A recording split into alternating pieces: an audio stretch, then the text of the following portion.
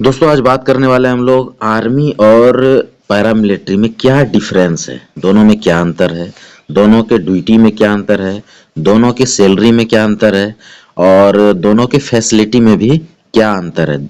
और ओवरऑल जो है यदि एक स्टूडेंट इस वीडियो को देख रहे हैं तो उनके लिए ये है कि कौन सा सर्विस आपके लिए बेस्ट होने वाला है। तो चलिए जो इसको पूरा आपको डिटेल से बताएंगे, इसमें सारा चीज़ें आपको समझ में आ जाएगा।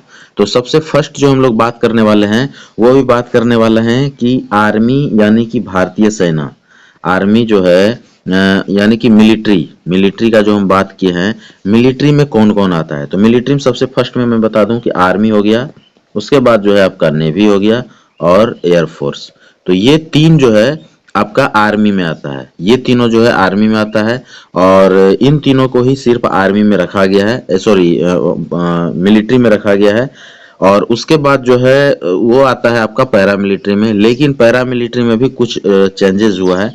पैरामिलिट्री में जैसे आपका हो गया, पैरामिलिट्री में जैसे पहले क्या था ना कि बीएसएफ है, सीआरपीएफ है, आईटीबीपी है, एसएसबी है, ये सभी जो है पहले पैरामिलिट्री में आते थे। लेकिन अभी जो है इनको सीएपीएफ कर दिया गया है। सीएपीएफ यानी कि सेंट्रल आर्म पुलिस फोर्स। तो ये चीजें हैं। तो पहले तो अभी मैं बता दूं कि पैरामिलिट्री जो बोला जाता है वो वैसा अभी वर्ड रहा नहीं, अभी जो है इनको सीएपीएफ कर दिया गया है और पहले ये जो है पैरामिलिट्री में आते थे। अभी चलिए इसमें आपको मैं बता दूं कि इसमें जो है डिफरेंस क्या है। तो ये तो जान गए कि भाई यानी कि मिलिट्री कौन है और पैरामिलिट्री तो है नहीं, लेकिन पैरामिलिट्री अभी भी बोला जाता है और उसको आप सीएपीएफ बोल सकते हैं। आर्मी का ड्यूटी जो है ये है बाहरी ड्यूटी, यानी कि जब देश को किसी बाहरी देश से खतरा हो उस स्थिति में जो है यहाँ पे आपका मिलिट्री यानी आर्मी, नेवी और एयरफोर्स, ये तीनों उस स्थिति में जो है ड्यूटी करते हैं और लड़ाई करते हैं दूसरे देश को, देश के साथ अपने देश को सुरक्षित करने के लिए, अपने देश को बचाने के लिए। तो आर्मी, नेवी, एयरफोर्स यानी कि मिलिट्री का जो मेन वर्क है वो वही है कि वो जो है हमेशा बाहरी देशों से मतलब लड़ाई करेंगे अपने देश को बचाने के लिए। ये है मेन मिलिट्री का वर्क, उनका जो है काम है। और इनका जो है मेन जो होता है डिफेंस मिनिस्ट्री से सारा चीजें होता है, इनका सैलरी वैलरी ये वो, इनको कैसे अपग्रेड करें, इनमें नए नए हथियार वगैरह जो भी आते हैं, इनका जो है डिफेंस मिनिस्ट्री से सारा काम होता है। और ये डिफेंस मिनिस्ट्री के अंदर आते हैं ये तीनों, यानी कि मिलिट्री, आर्मी, नेवी और एयरफोर्स। इनका जो है सैलरी भी जो है जैसे आपका जो सीएपीएफ है उनसे कुछ हद तक इनका अलग होता है। वो क्या होता है वो भी मैं बता दूं, लेकिन पहले बात कर लेते हैं अभी हम लोग सीएपीएफ का, यानी कि जिसको आप पैरामिलिट्री भी बोलते हैं। तो सीएपीएफ में जो है आता है आपका, आप सभी को पता होगा, उसमें आपका हो गया बीएसएफ, सीआरपीएफ, आईटीबीपी और एसएसबी, ऐसे करके ये सभी फोर्सेस जो है सीएपीएफ के अंदर आते हैं।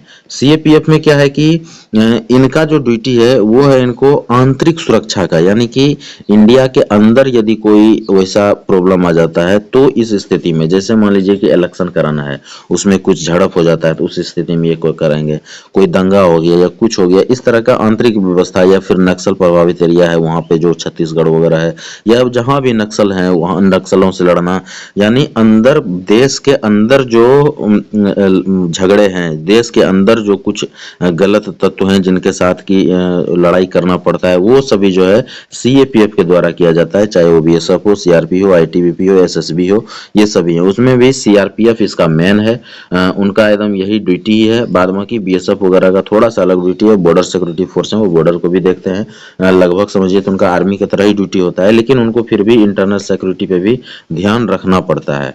तो पैरामिलिट्री का जो वर्क है यानी सीएपीएफ का, वो ये चीजें हैं, इंटरनल सिक्योरिटी, वो बाहर के देश के साथ डायरेक्टली नहीं लड़ते हैं, लेकिन जब बाहरी देश का कोई वैसा हमला होता है और जब आर्मी लड़ते हैं तो उनके साथ हमेशा ये भी साथ देंगे, ऐसा नहीं है कि ये साथ में नहीं रहेंगे। तो ये चीजें हो गया दोनों का अप्रॉक्स ड्यूटी, या ड्यूटी इन दोनों का क्या है। अभी बात करेंगे इन दोनों का जो है फैसिलिटी क्या है और सैलरी क्या है। फैसिलिटी में बात करें तो फैसिलिटी जो है आर्मी का फैसिलिटी तो हर चीज़ उनका अलग है। आर्मी जो यानी कि मिलिट्री जो है, आर्मी नेवी एयरफोर्स, इनको हर सुविधा जो है मिलिट्री वाला मिलता है, यानी कि उनको कैंटीन सुविधा जो है तो उनका एक अलग है। उनको कंप्लीट जो है जीएसटी वगैरह का मतलब ना के बराबर लगता है, जिसके चलते कि उनका सामान वगैरह काफ़ी सस्ते आ जाते हैं। और उनको जो है शहीद का दर्जा है उनका, यदि कोई सेना शहीद होते हैं तो उनको एक अलग फैसिलिटी मिलता है, यानी कि जो शहीद का दर्जा है उस हिसाब से जो उनमें फैसिलिटी है वो मिलता है। लेकिन मैं बता दूं सीएपीएफ यानी कि पारा मिलिट्री फोर्सेस को शहीद का दर्जा अभी तक नहीं दिया गया है। वैसे हम शहीद ही बोलते हैं और शहीद बोलना भी चाहिए, लेकिन जो शहीद का दर्जा होता है ऑफिशियली वो नहीं मिला है, जिसके चलते उनको शहीद वाला फैसिलिटी नहीं मिल पाता है, यानी फिनेंशियली है या और कुछ जो है वो उनको नहीं मिलता है पैरामिलिट्री को। उसके बाद चलते हैं हम लोग, फैसिलिटी बता दिए। सैलरी की बात करें तो सैलरी जो है दोनों का अप्रॉक्स सेम है, क्योंकि सैलरी जो है एक तो एमएचए के अंदर आता है और एक डिफेंस मिनिस्ट्री के अंदर आता है। सेना जो है वो डिफेंस मिनिस्ट्री के अंदर है, और आपका जो सीएपीएफ है यानी कि पारा मिलिट्री फोर्सेस, वो आपका जो है एमएचए के अंदर आता है, यानी मिनिस्ट्री ऑफ होम अफेयर्स के अंदर आता है। तो ये दोनों में ये मिनिस्ट्री का भी ये थोड़ा सा डिफरेंस है। अब यदि हम सैलरी की बात करें तो सैलरी में यहाँ पे ये होता है कि इनका सैलरी जो है मिलिट्री का, उनमें कोई खास ज़्यादा अंतर नहीं है। उनको सिर्फ एक जो है मिलिट्री अलाउंस मिलता है ज़्यादा में। मिलिट्री अलाउंस जो इनका कुछ है 5,000 से लेके 8,000 के बीच में से कुछ है, जो कि उनको एक ज़्यादा मिलता है। वो फिक्स है कि उनका सैलरी जो भी होगा उसमें से ये मिलिट्री अलाउंस ऐड होगा ही। लेकिन हमें कोई पारा मिलिट्री नहीं अलाउंस इन्हें नहीं मिलता है, यानी सीएपीएफ को कोई पारा मिलिट्री अलाउंसेस नहीं मिलता है। तो ये चीज़ों का 5-6 हज़ार का डिफरेंस है।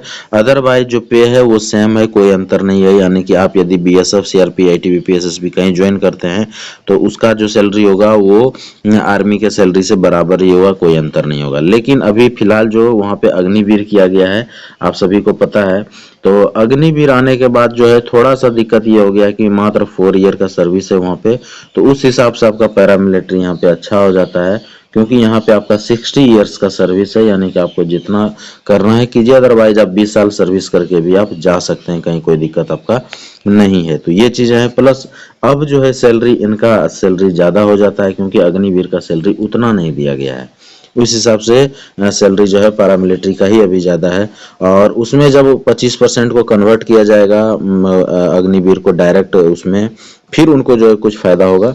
अदरवाइज जो है यहाँ पे आपको पैरामिलिट्री में बीएसएफ, सीआरपी, आईटीबीपी, एसएसबी जो एसएससी-जीडी के थ्रू आता है वो यहाँ पे ज़्यादा बेस्ट है उनके तुलना में। लेकिन कुछ ऐसे भी लोग हैं जिनको लगता है कि नहीं हम कुछ दिन सेना में करें फिर हमको दूसरा ये हो, तो वैसे जिनको इच्छा है कि नहीं हमें सेना में कुछ दिन के लिए जाना है तो उनके लिए अग्निवीर बेस्ट है, और वो अग्निवीर में जा सकते हैं। और अच्छा चीज़ भी है अग्निवीर भी, क्योंकि वहाँ पे भी 25% बंदे को कन्वर्ट किया जाता है फिर से, जो कि कंप्लीट आर्मी बन जाते हैं वो, फिर उनका सर्विस लॉन्ग सर्विस हो जाता है।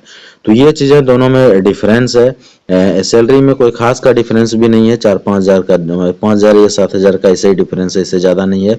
कैंटीन सुविधा थोड़ा सा उनका ज़्यादा अच्छा है, बाद बाकी लगभग सुविधा दोनों का सेम ही है।